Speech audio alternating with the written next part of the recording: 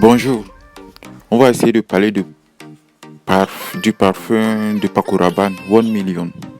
C'est à la fois un parfum qui est boisé et épicé pour hommes. 1 million a été lancé en 2008. 1 million a été créé par Christophe Renaud et Olivier Pescieux et Michel Girard. Les notes de tête sont quoi? Bon, pamplemousse, menthe et mandarine sanguine. C'est du déjà vu. C'est quelque chose de classique, c'est pas extraordinaire, c'est pas envoûtant, c'est viril, c'est sensuel. La pyramide olfactive en eau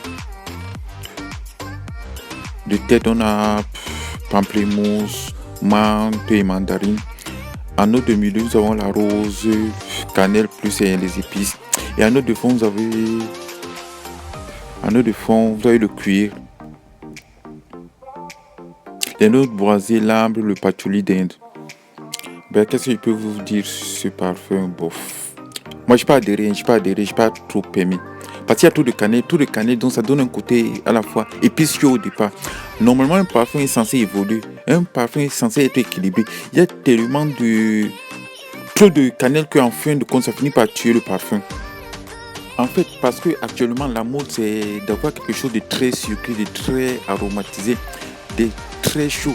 De telle manière qu'on a l'impression que les parfums masculins ressemblent plus aux parfums féminins. C'était l'effet de mode. Mais moi, j'aurais mis moins de cannelle.